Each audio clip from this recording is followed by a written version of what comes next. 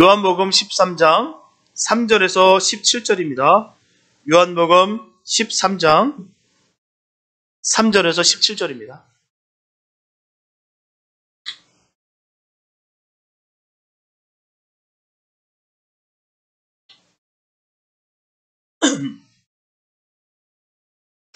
요한복음 13장 3절에서 17절 말씀, 주님의 귀한 말씀 봉독해 올립니다. 저녁 먹는 중 예수는 아버지께서 모든 것을 자기 손에 맡기신 것과 또 자기가 하나님께로부터 오셨다가 하나님께로 돌아가실 것을 아시고 저녁 잡수시던 자리에서 일어나 겉옷을 벗고 수건을 가져다가 허리에 두르시고 이에 대야에 물을 담아 제자들의 발을 씻기시고 그 두르신 수건으로 씻기기를 시작하여 시몬 베드로에게 이르시니 가로되 주여 주께서 내 발을 씻기시나이까? 예수께서 대답하여 가라사대 나의 하는 것을 내가 이제는 알지 못하나 이후에는 알리라. 베드로가 가로되 내 발을 절대로 씻기지 못하시리이다. 예수께서 대답하시되 내가 너를 씻기지 아니하면 네가 나와 상관이 없느니라. 시몬 베드로가 가로되 주여 내 발뿐 아니라 손과 머리도 씻겨 주옵소서. 예수께서 가라사대 이미 목욕한 자는 발밖에 씻을 필요가 없느니라. 온 몸이 깨끗하리라. 너희가 깨끗하나 다는 아니리라 하시니 이는 자기를 팔 자가 누구인지 아심이라. 그러므로 다는 깨끗이 아니하다 하시니라. 저희 발을 씻기신 후에 옷을 입히시고 다시 앉아 저에게 이르시되 내가 너에게 행한 것을 너희가 아느냐? 너희가 나를 선생이라 또는 주라 하니 너희 말이 옳도다. 내가 그러하다. 내가 주와 또는 선생이 되어 너희 발을 씻겼으니 너희도 서로 발을 씻기는 것이 옳으니라. 내가 너에게 행한 것 같이 너희도 행하게 하려 하여 본을 보였노라. 내가 진실로 진실로 너에게 이르노니 종이 상전보다 크지 못하고 보냄을 받은 자가 보낸 자보다 크지 못하니 너희가 이것을 알고 행하면 복이 있으리라. 아멘.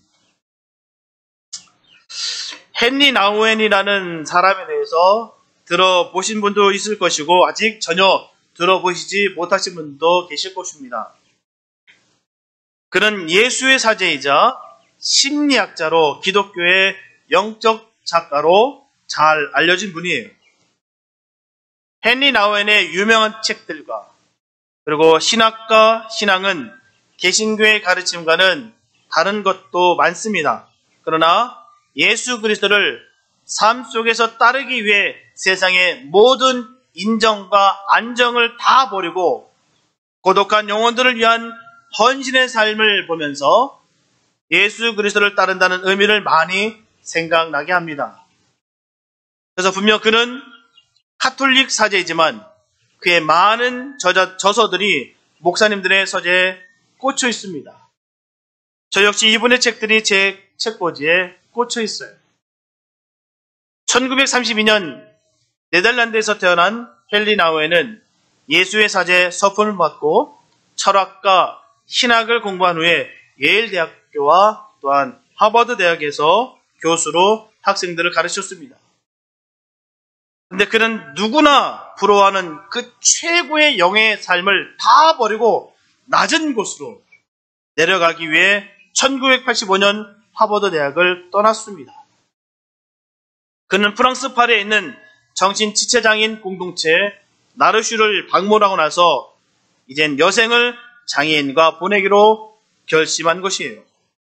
그래서 그는 1986년 캐나다 토론토 근교에 있는 정신지체장애인 공동체인 나르슈 데이브레이크에 머물렀고요.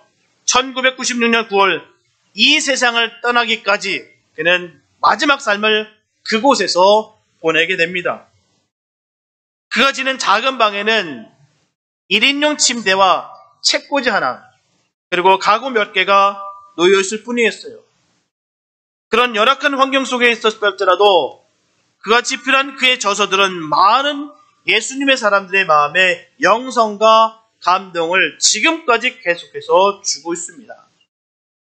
그의 많은 책들 중에서 특별히 예수님을 생각나게 하는 사람이라는 책이 있어요. 예수님을 생각나게 하는 사람. 제목만 우리가 보더라도 알 수 있듯이 그는 이 책에서 그의 삶과 또한 많은 주님의 사역자들의 삶의 모습을 잘 대변하고 있습니다. 분명하게 주님의 제자라는 것은 예수님의 흔적이 나타나는 삶을 살아야 된다는 것이에요. 그 책에서 잘 증거하고 있듯이 성도는 예수님의 치유하심, 예수님의 선하심, 예수님의 가르치심, 예수님의 섬기심을 생각나게 하는 사람이어야 되는 것입니다.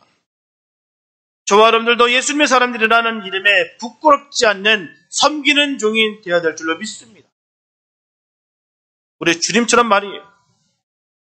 예수님께서는 이 땅에 성육신하시고 오신 것부터 우리를 섬기러 오시는 거예요. 십자가에 달리시는 그 순간까지라도 주님의 섬김은 멈춘 적이 한 번도 없으십니다. 오늘 본문은 세족식을 하는 광경을 기록한 내용들입니다. 유월절 전에 십자가 고난이 임박하심을 아시고 예수님께서는 제자들과 함께 최후의 만찬을 드십니다. 그리고 이어서 제자들의 발을 일일이 씻겨주시면서 그들을 향한 사랑의 마음을 세족식으로 표현하셨어요. 이러한 세족식은 한마디로 제자들에 대한 그 스승의 사랑의 표시인 반면 제자들 간의 사랑을 생활 지침인 것입니다. 분명한 것은 남의 발을 씻기는 것은 종이 하는 거예요. 그것도 가장 천한 그냥 낮은 곳에서 하는 그 일이 바로 발을 씻기는 일입니다. 주인으로서 선생으로서 제자들의 발을 씻기신 것은 제자들도 서로 씻기는 것이 옳다는 모범을 보이기 위해서라도 하셨다라고 분명히 증거하고 있습니다. 상전보다 큰 종이 없고 보냄을 받은 자가 보낸 자보다 크지 못한데 그런 이치를 알면서 이 일을 행하면 복이 있을 것이다 라고 주님 말씀하십니다. 오늘은 종려주일이에요. 주님께서 십자가를 지시기 위해 어린 나귀 새끼를 타고 예루살렘으로 입성하신 날을 기념하는 주일입니다. 그렇게 예루살렘으로 입성하신 주님은 제자들에게 마지막 남은 그 며칠간 이렇게 예수님의 사람의 모습을 하나하나 보이시고 알려주신 것입니다. 오늘은 주님께서 예루살렘에 입성하셔서 행하신 세족식을 통하여 우리에게 주신 은혜를 나눌 수 있게 되시기를 바랍니다. 첫째, 섬김의 시작은 무릎을 꿇는 것입니다. 본문 3절에 보면 저녁 먹던 중 예수는 아버지께서 모든 것을 자기 손에 맡기신 것과 또 자기가 하나님께로부터 오셨다가 하나님께로 돌아가실 것을 아신다고 기록되어 있어요. 이렇게 예수님께서는 제자들과 저녁을 함께 잡수시던 중에 자기가 하나님께로부터 온 것과 이제는 다시 하나님께 돌아가야 될 때가 바로 눈앞에 임박했음을 분명 아셨습니다. 여기서 안다는 단어는 헬라 원어로 에이돈이라고 하는데요. 동사로서 시각적인 측면에서 보다라는 단어와 같이 사용됩니다. 본다는 거예요. 이처럼 주님께서는 다시 하나님께로 돌아가셔야 되는데 아직도 방황하고 있는 제자들에게 이제 특별한 사명을 오늘 제시하십니다. 그것은 바로 섬김이라는 거예요. 섬김. 제자들은 주님과 3년이나 함께 생활했는데도 불구하고 아직도 자신들이 무엇을 행해야 될지 전혀 깨닫지 못하고 그렇게 생활하고 있다는 거예요. 전혀 하나님의 뜻을 깨닫지 못하고 있는 거예요. 죽음을 목전에 둔 주님은 그 사랑하는 제자들 발 앞에 무릎을 꿇고 그들의 발을 씻기심으로 말미암아 사랑으로 섬겨주셨다는 것입니다. 이처럼 예수님께서는 섬기는 종의 사역을 일평생 하셨어요. 분명하게 큰 자가 낮은 자를 섬기는 것을 실천적인 행동으로 보여주신 주님의 생애였습니다. 물이 위에서 아래로 흐르는 것이 순리이듯 큰 자가 낮은 자를 섬기는 것이 성경의 원리예요. 분명 세상은 낮은 자가 큰 자를 섬깁니다. 하지만 성경은 큰 자가 오히려 섬기라고 분명히 명령하고 있어요. 이런 겸손은 바로 하나님께 인정받을 수 있는 지름길입니다. 교회 내에서도 마찬가지예요. 맡은 직분이 크면 클수록, 많으면 많을수록 섬기는 종의 자세를 가져야 줄 믿습니다. 만약에 겸손히 섬기는 것이 안 되면 그 직분으로 인하여 시험에 든다는 것이죠. 그 결과 영혼을 다치게 됩니다. 직분자는 영적으로 성숙되어서 작은 말과 작은 사건에 결국 흔들리면 안 됩니다. 예수 외에 다른 것들은 다 작은 것들이에요. 그리고 예수 안에 푹 젖어 있으면요, 다른 것들을 바라볼 때 아무것도 아닌 것으로 여겨지는 것이에요. 왜요? 주님보다 귀한 것은 없기 때문이죠. 자신의 직분이 권세나 명예를 위한 것이 아닌 도리어 하나님을 섬기고 성도들에게 봉사하기 위해 주어진 직분임을 알고 겸손히 행해야 되는 것입니다. 그러할 때 그의 직분은 더욱더 명예롭고 존귀하게 될 것이며 하나님께 영광이요 또한 사람들에겐 인정받는 그런 직분이 된다는 것입니다. 본문 14절에서 제자들의 발을 몸소 씻겨주신 예수님은 말씀하세요. 내가 주와 또는 선생이 되어 너의 발을 씻겼으니 너희도 서로 발을 씻기는 것이 옳으니라. 이와 같이 제자들에게 서로 사랑하고 서로 섬기는 것을 몸소 보여주신 것이에요. 누가복음 22장 24절 말씀 보면 사실 이 예수님의 세족식이 있기 전에 제자들은 어떻습니까? 서로 누가 큰 자인가 서로 다퉜다는 거예요. 누가 서로 큰 자, 누가 더 큰가. 이처럼 제자들은 세상적인 안목으로 섬김을 받기만 원했지 섬김에 대해서는 전혀 무지했습니다. 자신들은 예수님의 제자로서 진정으로 알아야 할 것을 알지 못했기 때문에 자신들이 무엇을 행할지도 전혀 알지를 못했다는 거예요. 그러니 당연하게 주님께서 자기들 앞에 무릎을 꿇고 발을 씻게 해주시는지 그 의미도 알지 못한 채 그렇게 우두커니 서 있었다는 것입니다. 고작 하는 일이라는 것이 서로 서열놓고 다투는 일이었어요. 네가 더 하나님 주님과 가깝다. 아니다. 내가 더 가깝다. 너는 아니다. 당신보다 내가 더 크다. 내가 주님이랑 더 친분하고 앞으로 내가 이룰 일들이 훨씬 많을 거야. 라고 서로 충돌하고 서로 싸움을 벌이는 것이 그들의 일이었다는 것이죠. 너무나 한심스럽다라는 것입니다. 주님 보시기에 얼마나 한심스럽겠어요. 3년 동안이나 얘들이 뭘 배웠지? 나한테 뭘 배웠지? 내가 싸우는 것을 이들에게 보였나? 내가 겸손치 못한 게 있었나? 내가 섬기지 못한 게 있었었나? 나는 3년 동안 공생애 동안 늘 섬기고 늘 나눴고 늘 사랑했는데 이 사람들은 도대체 뭘 배웠는가? 3년 동안 내내. 이럴 때 선생된 입장에서 가장 자괴감이 느낄 것입니다. 배운 게 없다는 것이죠. 3년 동안 뭘 배웠습니까? 그래서 예수님은 27절에서 전하시기를 나는 섬기는 자로 너희 중에 있노라 라고 말씀하시면서 그 말씀을 실천하시는 거예요. 이렇게 주님은 제자들의 무지하고 세상적인 판단 기준을 바꾸시고 서로 사랑하는 교훈을 보여주시는 것입니다. 그리고 하나님 나라의 큰 자는 사랑하고 섬기는 자임을 몸소 보여주시는 것이에요. 분명하게 주님께서 몇 번이나 십자가의 죽음을 예고하셨지만 그들은 그 말씀을 전혀 귀담아 듣지 않았습니다. 아니요, 그 말씀을 믿지 않았어요. 누누이 주님께서는 나는 십자가를 질 것이다, 나는 죽을 것이다 라고 누누이 말씀하시고 또 삶을 통해 섬기고 나눴는데도 불구하고 그들은 전혀 그거에 대해서 생각지 않았다는 거예요. 믿지 않았다는 것입니다. 그래서 주님께서 십자가에 못 박히신 그 순간에 제자들은 어떻습니까? 모두 도망쳐 버렸어요. 배신하고 뿔뿔이 흩어져 버렸습니다. 그 전에 이미 가룟 유다는 은 30에 예수님을 팔았어요. 그래서 예수님께서 제자들에게 세족식을 행하신 것은 너무나 놀라운 사랑이 아닐 수가 없습니다.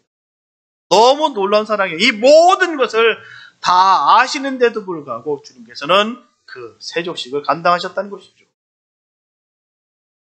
분명하게 예수님은 그 제자들을 발을 씻기실 때 그 와중에 가룟 유다의 발도 씻기셨습니다. 분명히 나를 팔자를 아는데도 불구하고 주님은 그를 버리지 아니하시고 더 사랑하는 마음으로, 안타까운 마음으로, 다시 돌아오기를 바라는 마음으로 그의 발을 씻기셨다는 거예요. 잠시 후면 가룟 유다가 사단의 도구로서 자신을 팔 것임을 미리 아셨으나 그럼에도 불구하고 그를 제어시키지 않으시고 끝까지 그에게 사랑을 베푸시는 것입니다. 아마도 세상에서 가장 어려운 일을 꼽으라고 한다면 원수를 용서하고 사랑하는 일 것입니다. 원수를 사랑한다는 것은 너무나 어려운 일이에요. 인간적으로 가장 힘든 일입니다. 일본의 유명한 여성 작가 미우라 아야코는 그의 저서 빙점에서 분명히 전하기를 원수를 사랑하는 일이 이 세상에서 가장 힘든 일이다라고 그는 전합니다. 인간적인 힘으로 의하면 정말 원수를 용서하고 사랑하는 것은 가장 어려운 일이에요. 그러나 성경은 말씀하시기를 원수이기에 사랑하라 라고 전하고 있습니다. 원수이기 때문에 사랑하라. 로마서 12장 20절과 21절에서 사도 바울은 분명히 전합니다. 내 원수가 줄이거든 먹이고 목마르거든 마시게 하라. 악에게 지지 말고 선으로 악을 이겨라. 이것이 바로 성경의 요구입니다. 이것이 바로 주님께서 우리에게 바라시는 바입니다. 사랑하는 것을 사랑하는 것은 이방인도 할 수 있다라고 주님은 말씀하셨어요. 이렇게 사랑할 만한 조건이 없어도 사랑하는 것입니다. 오로지 주는 것을 보람과 기쁨으로 알고 아낌없이 최선을 다해 주는 것, 이것이 바로 진실한 사랑인 것입니다.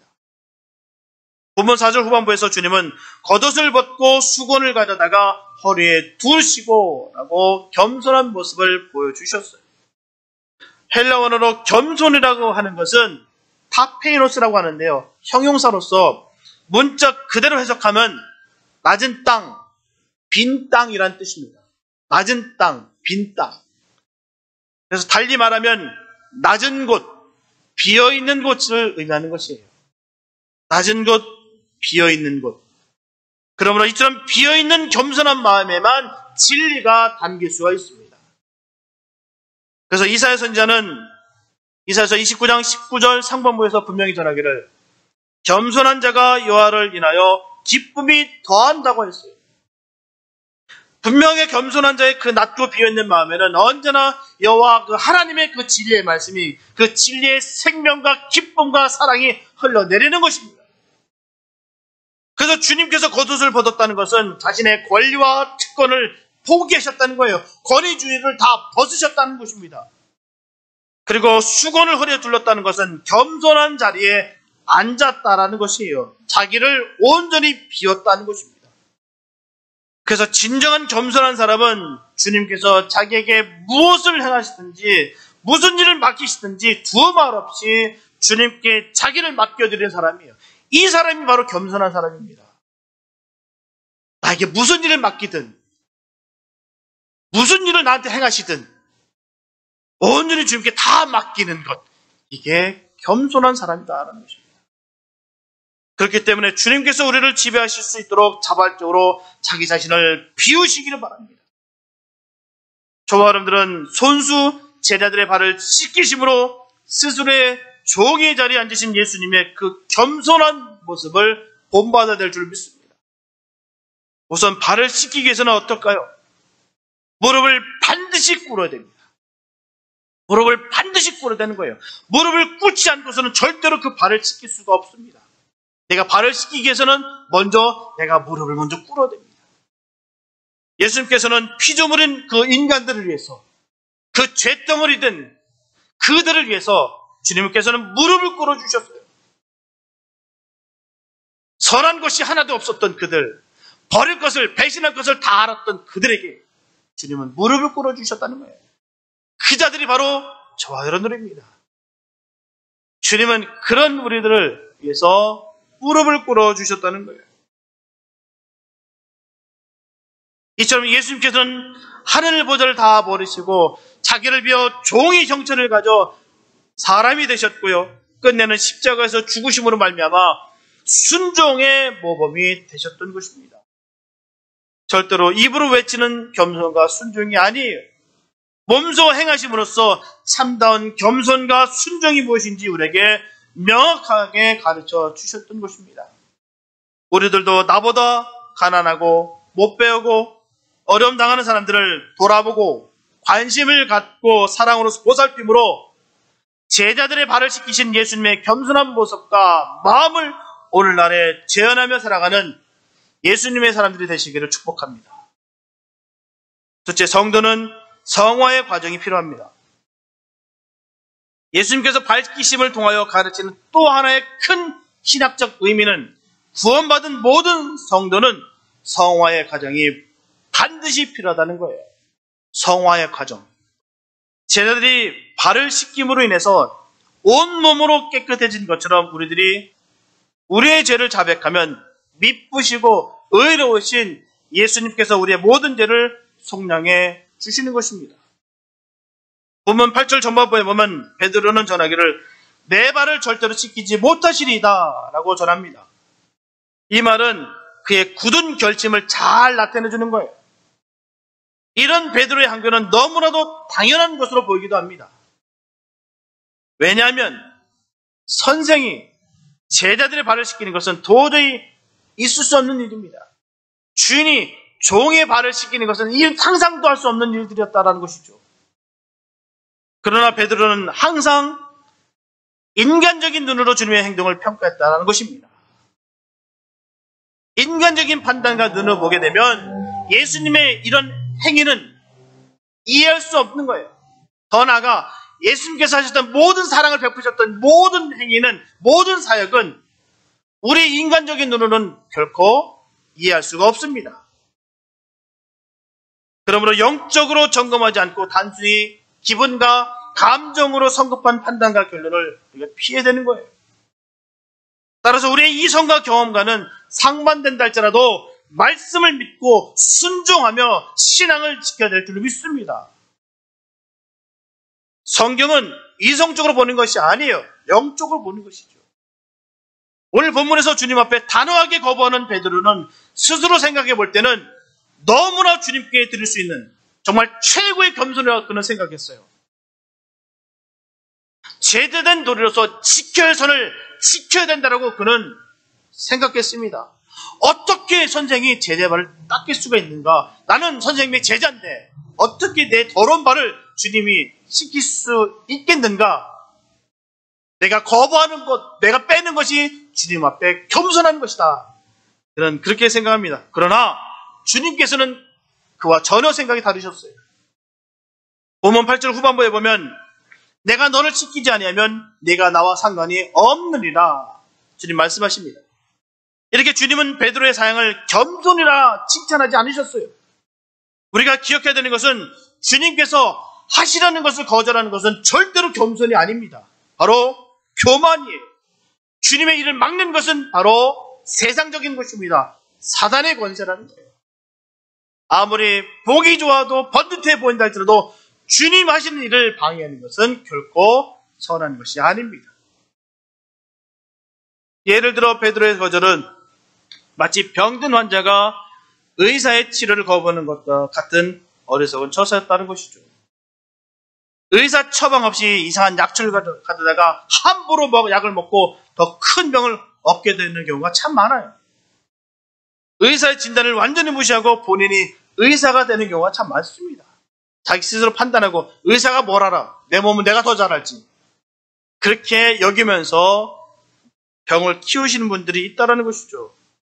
자신의 생각과 경험만 믿는 사람은 더 큰 것을 볼 수가 없습니다.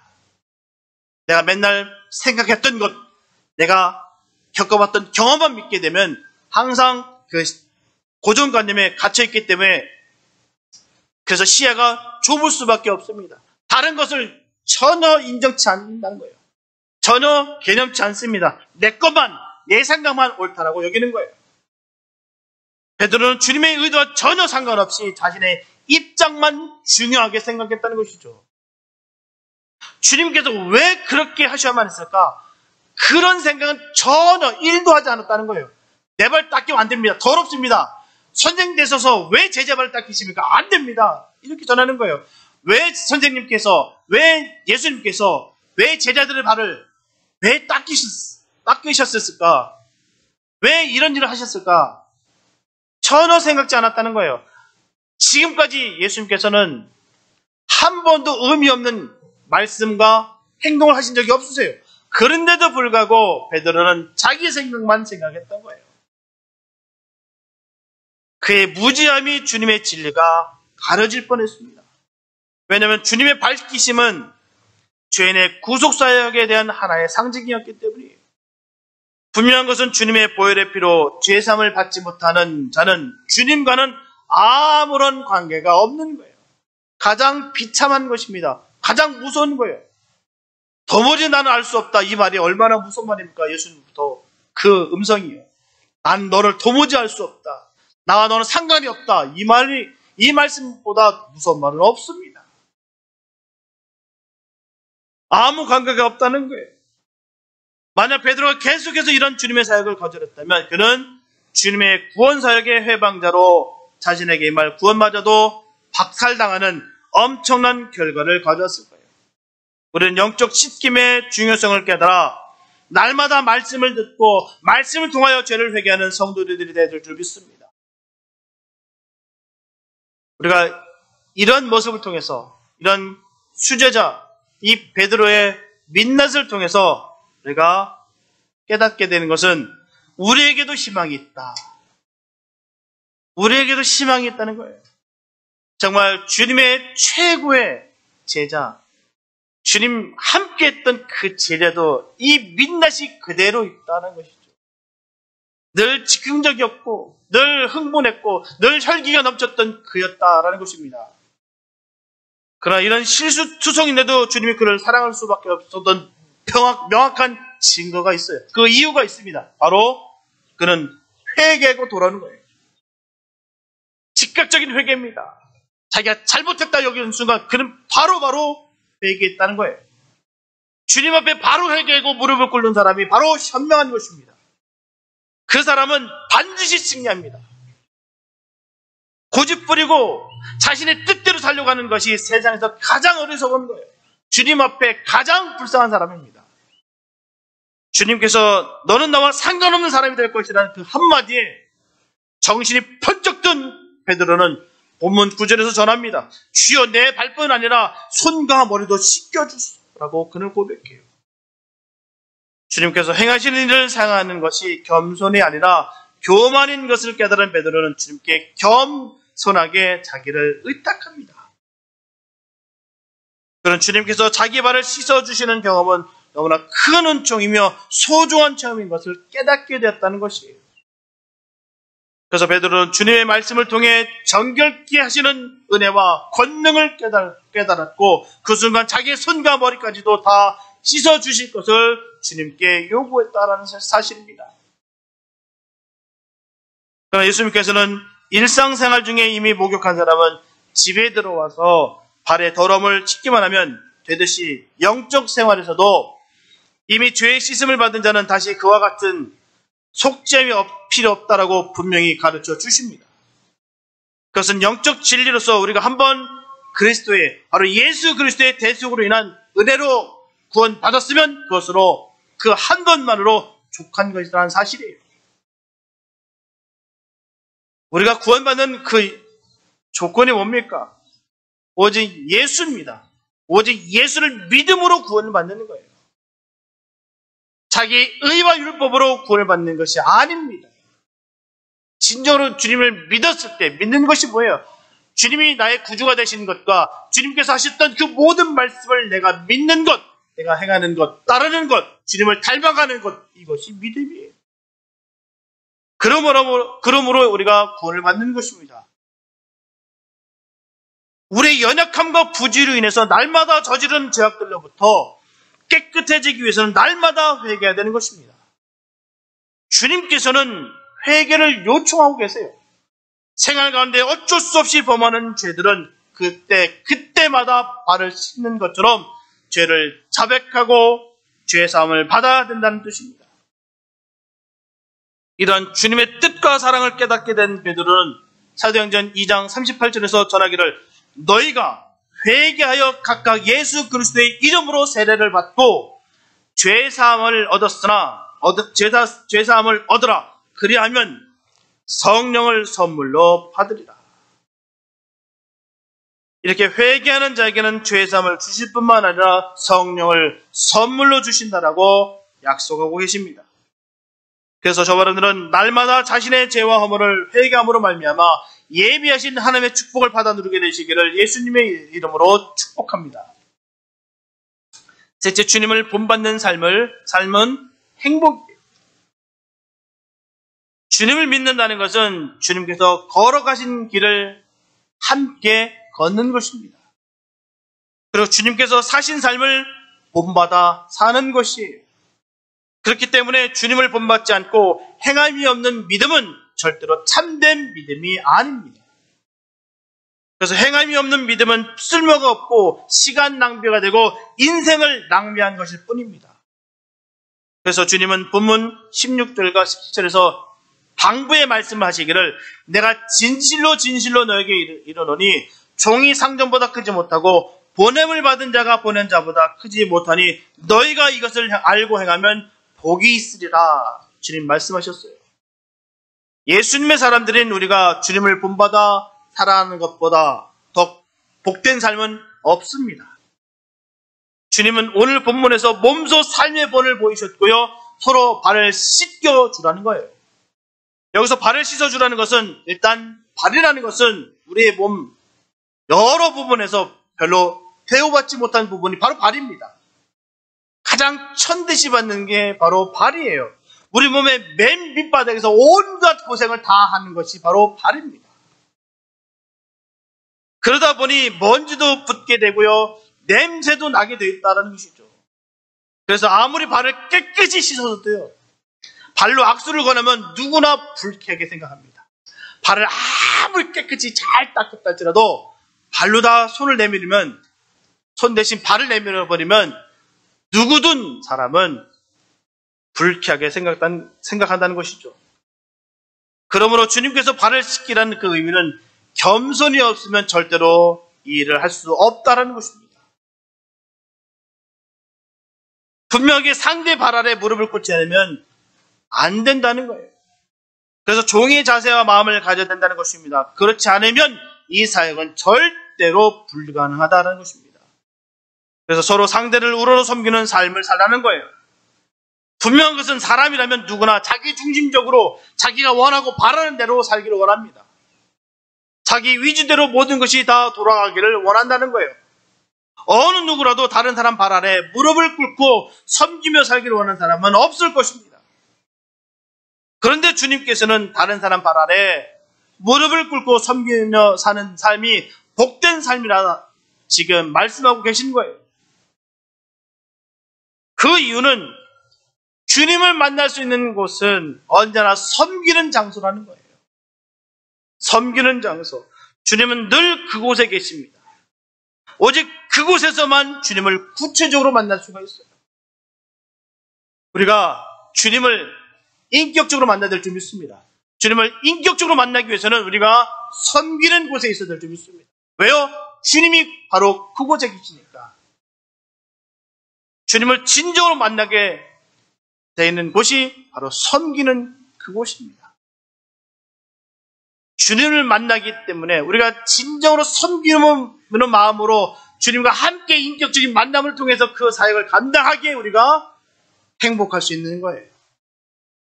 그냥 주님 만나지 못하고 그냥 섬기는 자리에 있다 하면은 그곳은 섬기는 자리가 아니라 노동의 자리입니다. 노동의 자리니까 몸은 고단하고 마음은 불편하고 늘 짜증스럽고 힘이 드는 거예요. 그러나 그 섬기는 그 현장 속에서 주님과 함께 주님을 만남으로 말미암아 그 일을 감당할 때는 행복한 것이에요. 다른 거 없습니다. 주님을 만났고 그 주님을 만나는 그 현장 속에서 함께 동역하는 자의 사람의 모습을 그 얼굴을 보면은 우리가 알 수가 있습니다. 그 주님의 일을 감당할 때 기쁨으로 하는 사람과 마지못해서 힘든데 억지로 하는 사람과는 확연하게 드러나게 됐다는 것이죠. 정말 주님과 함께하는 사람이 그 일을 감당할 때 행복할 수가 있는 것입니다. 주님은 마태복음 6장 26절과 27절에서 분명 말씀하시기를 너희 중에는 그렇지 아니하니 너희 중에 누구든지 크고자 하는 자는 너희를 섬기는 자가 되고 너희 중에 누구든지 으뜸이 되고자 하는 자는 너희 종이 되어야 하리라. 분명하게 우리 주님께서 방법을 일러주셨어요. 으뜸이 되고자 하는 자는 어떻게 해야 된다는 것을 말씀해 주셨어요. 근데 우리는 앞에 있는 거 싹 무시해버리고 그냥 으뜸만 되기 원하는 사람들이 참 많습니다. 종이 되고자 하는 사람이 없어요. 섬기는 자가 되기를 원하는 사람이 없습니다. 그냥 으뜸만 되고자 한다는 거예요. 우리 주님께서는 분명히 우리들을 향한 그 예수님의 말씀이 바로 낮아지라는 것입니다. 낮아져라. 우리가 낮아지면 낮아질수록 하나님은 높임을 받게 되어 있습니다. 별은 익으면 익을수록 고개를 숙이듯이 성숙한 믿음을 소유한 성들은 한없이 낮아집니다. 영어로 목사를 미니스터라고 부릅니다. 그 뜻은 섬기는 자예요. 섬기는 자. 직분을 맡은 주님의 자녀들에게 모두 다 해당되는 말씀이 섬기는 자. 분명한 것은 겸손해야 섬길 수 있습니다. 교만한 자는 지배하려 들지만 겸손한 자는 섬기려 합니다. 예수님의 일생은 섬김의 생이었어요. 잘 보십시오. 예수님의 생애를 어떤 삶을 사셨는지 그분의 습관을 그분의 생활 패턴을 잘 보십시오. 어떻게 사셨는지 한 번도 굴복시키고 굴종시키고 지배하려 하지 않았습니다. 늘 사랑하셨고 섬기셨고 용서하셨고 나누셨고 늘 항상 함께 하셨습니다. 주님의 삶이었어요. 자기를 낮추시고 죽기까지 복종한 삶을 사신 분이 바로 우리 예수님 되십니다.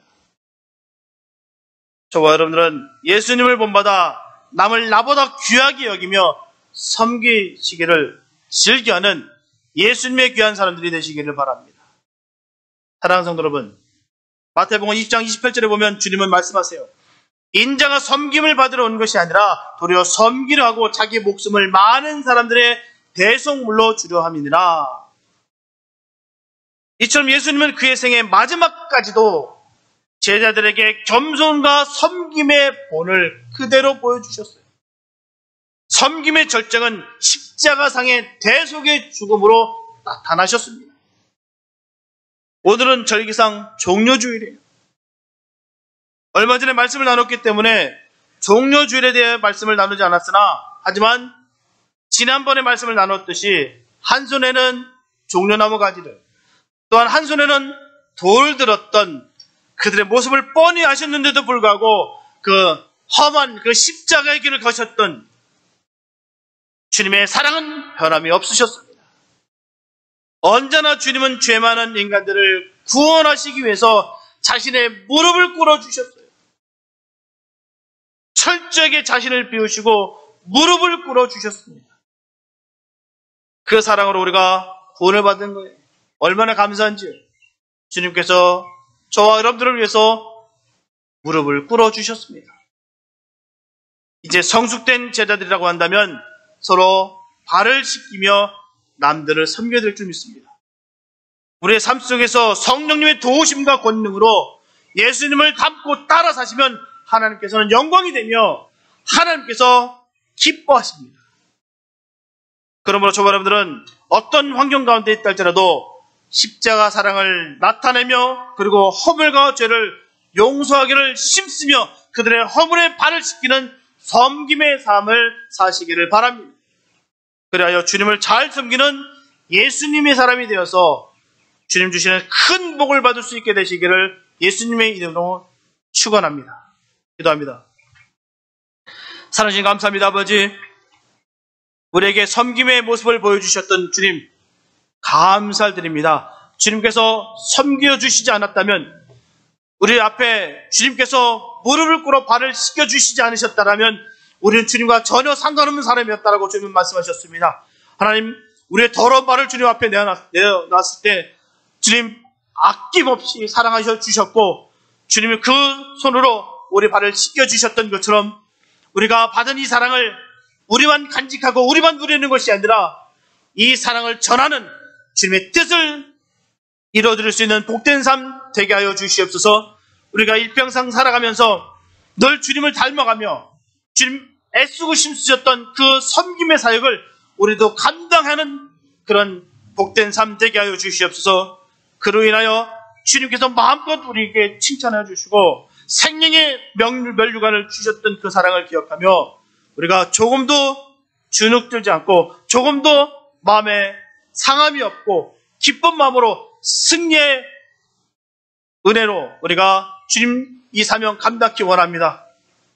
끝까지 주님 만나는 그날까지 맡겨진 이 사역 잘 감당케 해주시고 끝까지 주의 영광 돌리며 승리할 수 있는 복된 우리 모두가 되게 하여 주시옵소서.